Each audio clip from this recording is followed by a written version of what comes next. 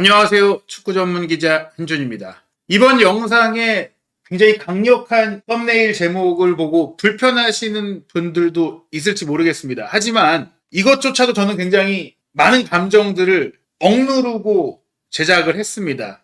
왜냐하면 경기 자체가 너무나 화가 났던 것도 있지만 그것보다 더 화가 나는 건 이 경기를 마친 이후에 포스테코글루 감독이 인터뷰에서 말한 내용 때문이에요. 이것은 기만이자 사기다. 사람들을 바보로 아는 걸까? 눈 가리고 아웅하는 것도 정도가 있지. 비속어 표현을 쓸 수밖에 없어요. 이거는 정말 개소리다. 이게 욕설이 아니라 물론 비속어이긴 하지만 우리가 일상적으로 많이 사용하는 언어로서 표현으로서 정말 말도 안 되는 거짓말을 하고 있다라고 저는 말씀드리고 싶어요. 카라바오컵 탈락에 이어 FA컵 탈락이 3일 사이에 펼쳐졌습니다. 포스테코글루 감독이 에스턴 빌라와 FA컵 32강전 경기 막판에 마티스텔 선수의 데뷔골이 터지면서 2대1 한 골 차로 졌기 때문에 아쉽게 진 것처럼 느껴질 수 있지만 이 경기는 명백한 에스턴 빌라의 완승이었습니다. 경기 내용은 제이콥 램지가 서너 번의 득점 기회를 놓친 덕분에 토트넘이 마지막까지 그나마 희망을 살릴 수 있었는데 그럼에도 불구하고 이 경기를 보면서 토트넘이 이길 거라는 생각이 들었던 순간이 단 한 번도 없었거든요. 그런데 포스테코글루 감독은 이 경기를 논평하면서 우리가 경기를 더 잘 파악했다.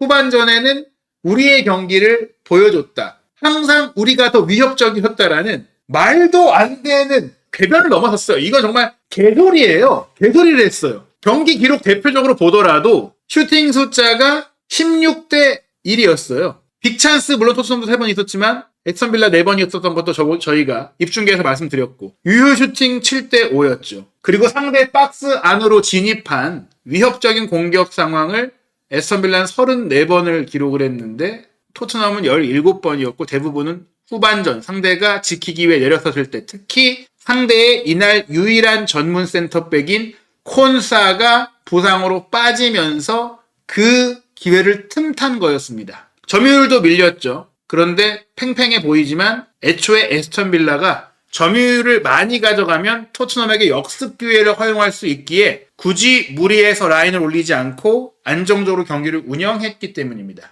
이제 영국 현지에서 계속해서 카라바오컵 4강 2차전 리버풀전 0대4 참패 이후 포스테코글루 감독을 노골적으로 비판하는 전문가와 언론들의 코멘트가 나오고 있는데 자신이 감독 경력을 보내면서 2년 차에는 항상 우승을 했다. 그것이 팩트다 라면서 호주 A리그 우승, 일본 J리그 우승, 호주 대표팀에서 아시안컵 우승, 셀틱에서 또 2년 차의 우승 등을 이야기했는데 프리미어리그 우승은 애초에 기대를 할 수 있는 레벨은 아니었으니까 토너먼트에서 우승을 할 수 있을까? 모든 대회 살아남아 있으니까 정말 가능한 걸까? 리버풀과 카라바오컵 4강 1차전 이겼을 때 정말 뭔가 있나? 그런 생각을 3일 사이에 깨트렸습니다. 이제 남은 우승 가능성은 프리미어리그는 현실적으로 승점 차이가 벌어져 있으니까 말도 안 되고 유로파리그 우승인데요. 리버풀과 에스턴 빌라의 경기 이 흐름과 운영을 봤을 땐 토트넘이 유로파리그를 우승할 수 있을지 심각한 회의가 들 수밖에 없어요. 정상적인 판단력을 가진 사람이라면. 스카이 스포츠의 데이비드 리처드스는 실시간 중계에서 포스테코글루 감독의 발언에 따르면 2년 차에는 항상 우승을 하는데 그 임무가 훨씬 더 어려워졌다고 이야기를 합니다. 그럼 포스테코글루 감독은 이날 경기 패배에 대해 뭐라고 이야기했을까요? 역시 예상했던 대로 우리 팀의 부상 선수가 너무 많아서 고전하고 있다. 어떤 팀이든지 11명이나 선수가 부상을 당하면 어려움을 겪을 것이다. 그 부상의 책임이 본인의 운영 방식에 있고 본인의 전술에 있다는 점들을 저희가 너무나 많이 말했기 때문에 굳이 더 언급할 필요는 없을 것 같고요. 이 부상 속에서도 선수 영입도 했고 그렇다고 해서 지금 쓸 선수가 없는 것도 아닌 상황이라는 점을 고려해야 하고 그런 점까지 고려해서 전술적인 대비를 해야 하는 것이 감독의 역할 아니겠습니까? 유럽 대항전에 참가하는 건 분명 우리에게 중요하고 여전히 우리는 그 기회가 있다. 좋은 스팟이 있다. 리그 승리 경쟁에 밀렸고 컵 대회, 동네 대회 다 떨어졌지만 유로파리그 우승하면 챔스 나갈 수 있으니까 기회 있다라는 얘기를 했어요. 그리고 이번에 문제는 지난 2달 동안 너무 많은 경기를 선수들이 제한된 인원으로 치렀기 때문에 이제 주중 경기가 생겼고 뭐 컵대회에 올라갔더라도 주중 경기가 이제 없어졌고 휴식 일정이 생겼고 여유를 줄 수 있게 됐고 일부 선수들이 돌아올 수 있게 됐다. 오늘은 1군 선수 퍼스트 팀의 11명의 선수가 결장했다. 어느 팀이든지 이 정도로 빠지면 어려움을 겪을 수 있는데 우리는 지난 2달 반 동안 이런 상황에서 많은 부상자가 있는 속에서 경기를 해왔다. 부상 선수들이 돌아오면 도움이 될 것이다 라고 이야기를 합니다. 그에 대해서 제가 반박하는 것도 있지만 스카이 스포츠의 통계 분석을 기반으로 정밀한 승부 예측을 하는 분석 전문 기자 루이스 존스 기자가 이렇게 얘기했어요. 토트넘도 부상자가 있지만 물론 토트넘 부상자가 있지만 에스턴 빌라도 마찬가지입니다. 버소도 에스턴 빌라. 그들은 이 경기를 제대로 마칠 수 있는 활용 가능한 센터백이 없었습니다. 애초에 선발 출전한 카마라도 수비형 미드필드인데 밍스도 다치고 파우토레스도 다쳐서 센터백으로 뛴 거고 선발 출전한 유일한 센터백인 콘사가 부상을 당하면서 보하르데가 투입이 됐는데 보하르데도 미드필드예요. 센터백이 없는 경기를 한 건 에스턴 빌라도 마찬가지였는데 오히려 토트넘은 단소를 영입했고 그레이가 그 자리를 꾸준히 보고 있으니까 센터백이 정상 가동이 됐어요. 그럼에도 우나이 에메리 감독은 자신의 축구를 할 수 있는 방법을 찾았습니다. 맞아요. 토트넘 부상자가 아주 많아요. 솔란키, 히샬리송, 공격 라인에 이 두 선수가 빠졌고 존슨, 베르너, 오도베르 빠졌죠. 그런데 오도베르는 애초에 손흥민 선수의 백업입니다. 베르너도 마찬가지죠. 손흥민 선수가 있어요. 물론 지쳤다고 하더라도. 오른쪽에 존슨은 솔직히 주전으로 뛰어왔지만 경기력이 함량 미달이었어요. 있었다고 해도 이 경기에 차이를 만들 수 있었을까요?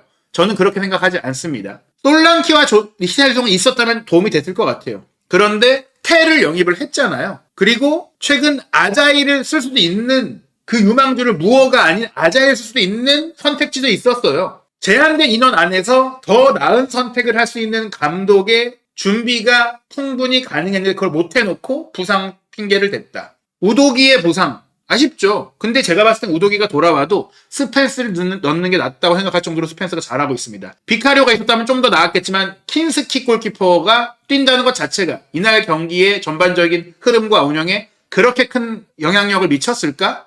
오히려 킨스키가 비카리오가 회복해도 뛰는 게 낫겠다라고 얘기했던 시간도 초반에 있었는데 물론 반더벤이 있으면 좋았겠지만 반더벤이 있었다고 하더라도 그 광활한 뒷공간을 혼자서 끝까지 잘 커버할 수 있었을까요? 물론 이들이 있었다면 체력적으로나 또 로메로나 메디슨 같은 선수는 분명히 도움이 됐었다고 볼 수 있지만 그러면은 에스턴 빌라는 어땠냐? 수비의 핵심인 잉글랜드 대표 수비수, 수비의 기둥인 타이론 밍스가 부상이고 후방 빌드업의 핵심인 파우 토레스가 부상입니다. 두 명의 주전 센터백이 다 부상으로 빠졌어요. 그로 인해 악셀 디샤시를 임대로 데려왔는데 이 선수는 이미 첼시 소속으로 FA컵 경기를 전반기에 뛰었기 때문에 FA컵 경기는 뛸 수가 없습니다. 중앙 미드필드 핵심 자원인 로스 바클리가 빠져있는 것도 마찬가지고 오른쪽 풀백 주전인 맷 캐시도 부상으로 빠져있고 전방 공격진은 존 듀란을 알 나스르로 매각했는데 하필이면 이 경기 직전 토트넘과의 경기를 앞두고 올리 와킨스가 부상을 당해서 전문 센터백도 없고 전문 9번 공격수도 없는 채로 토트넘과의 경기를 했는데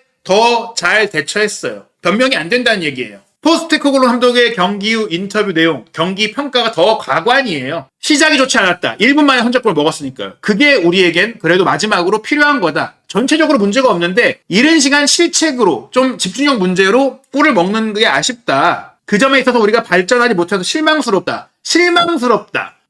이거는 평가거든요. 선수들이 실망스럽다. 내 자신에 대한 얘기가 아니거든요. 그 선제골로 인해 상대가 기세를 올렸고 우리는 빠르게 선제골을 내주다 보니까 주도권을 잡기 위해 애를 먹었다. 그리고 1대 0일 때 동점골을 넣을 수 있는 엄청난 기회 바로 손흥민 선수의 빅찬스 미스도 언급을 하게 됩니다. 물론 그걸 살렸다면 좋았겠지만 그와 관계없이 너무 많은 기회를 전반전에 내줬잖아요. 후반전에 우리가 공격을 해야 되다 보니까 좀 더 뒤가 열리다 보니 상대에게 역습 기회를 허용했고 그러다가 두 번째 골을 내줬다. 그러나 동시에 at the same time I thought we got a better grip on the game. 우리가 경기를 더 잘 파악했다. 더 잘 억제했다. 우리가 경기 운영력, 경기의 지배력이 더 좋았다라고 생각했는데 unfortunately, 불행하게도 우리가 조금 부족했다. 마무리가 부족했다. 결국 내가 경기를 더 잘 운영했는데 에메리 감독보다 내가 더 경기를 잘 파악하고 경기 준비를 했는데 골을 못 넣어서 수비할 때 실수를 해서 선수들 개인적인 문제로 이기지 못했다고 선수 탓을 한 코멘트입니다. 그럼 정말 토트넘의 선제골 실점이 선수 탓일까요?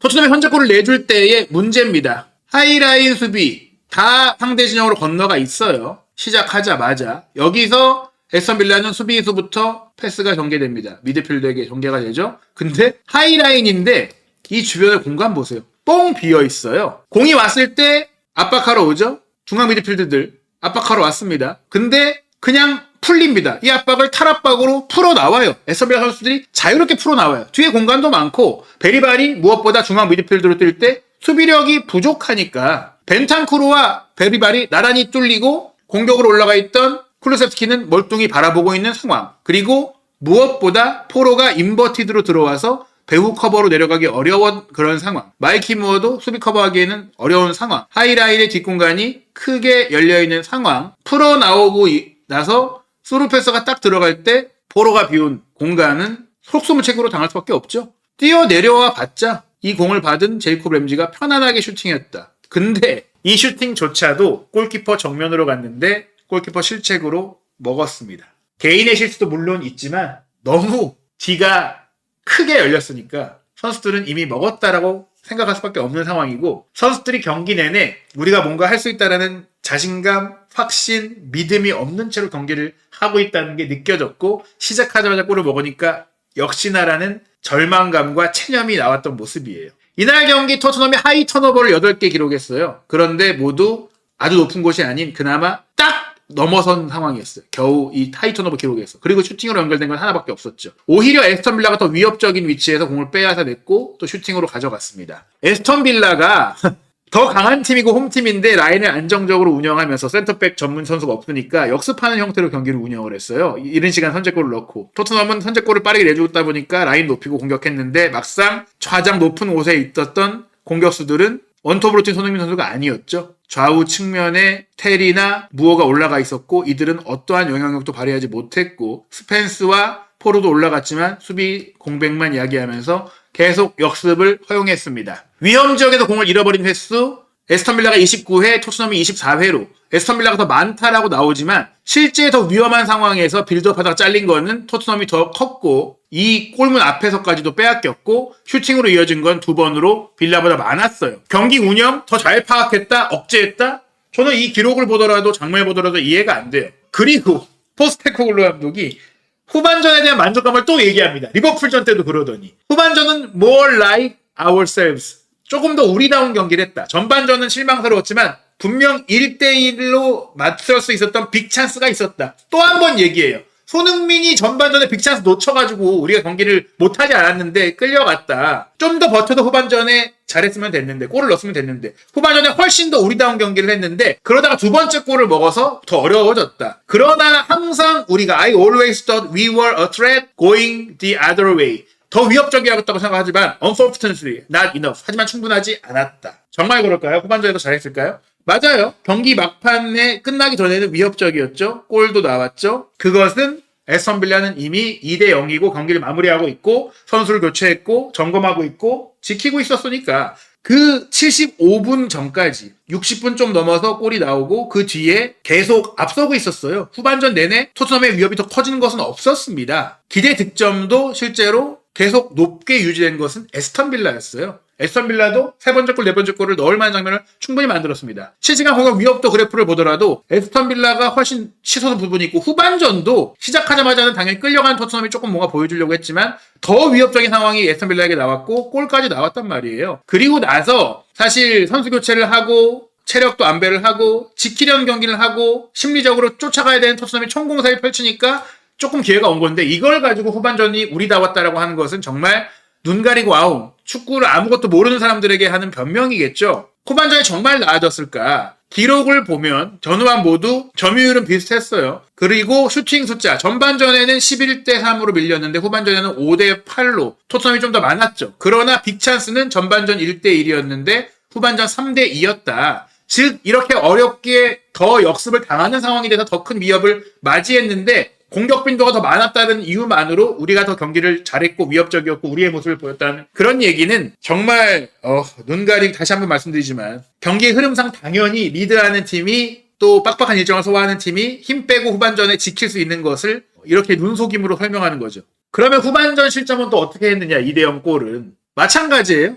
헤더 패스 한 번으로 중앙 지역이 뻥 비어 있는데 여기 아무도 안 막고 있어요. 공격하러 올라갔고 수비는 뒤에 커버하고 있지만 조직력이라는 게 느껴지지 않는 상황이죠. 여기서 틸레망스가 한 번 패스를 말런에게 찔러줍니다. 말런이 기공을 이어받죠. 말런이 빠른 속도로 달려 들어갑니다. 계속해서 이 센터백들은 물러서기만 하는 장면들을 보이면서 이 앞공간을 쉽게 내주고 쫓아오는 선수들도 속도가 떨어지고 체력이 떨어져서 못 따라와요. 결국 문전까지 와서 슈팅 각이 없으니까 4명이 이렇게 지키고 있으니까 말런이 오른쪽으로 공을 빼주죠. 여기서 오른쪽에서 공을 받았을 때 데인마크가 들어오니까 말런이 뒤로 들어가죠. 말런이 뒤에 들어가서 개인 기술로 컷백 올립니다. 그 컷백을 포로가 막아냈지만 흘러나온 공 차놓고 추가골을 로저스가 기록을 하게 돼요. 그냥 뭐 어떤 특별한 전술적인 준비나 구조적인 개인적인 퀄리티든 뭐 어떤 것도 없이 그냥 쉽게 허물어진 상황인 겁니다. 총공세를 하다가 역습 커버를 할 때에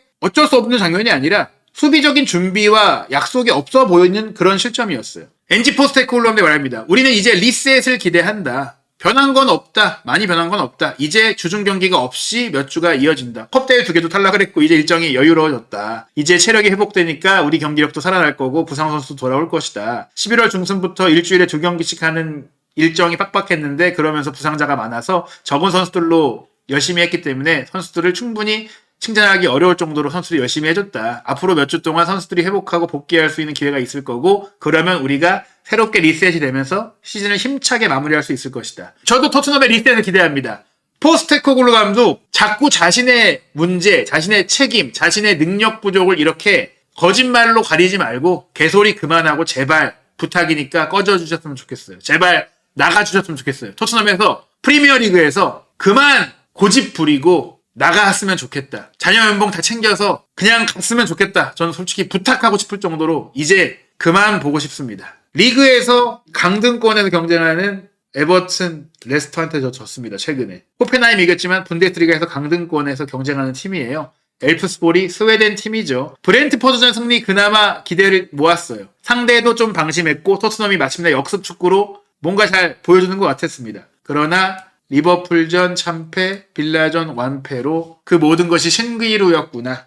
헛된 가짜 희망이었구나를 또 한번 느낍니다. 맨유도 지금 아모린 감독 체제에서 굉장한 비판을 받고 있는데요. 2월 17일 월요일 새벽 1시 30분 맨유와의 경기까지 포스테코글루 감독이 남아있을지 그 전에 경질이 될지 아니면 이 경기가 홈에서 맨유에게 참패를 당하면서 경질당하는 경기가 될지 한준TV에서는 앞으로 시시각각 쏟아질 토트넘의 감독 경질 소식 빠르게 여러분께 전달해 드리도록 하겠습니다.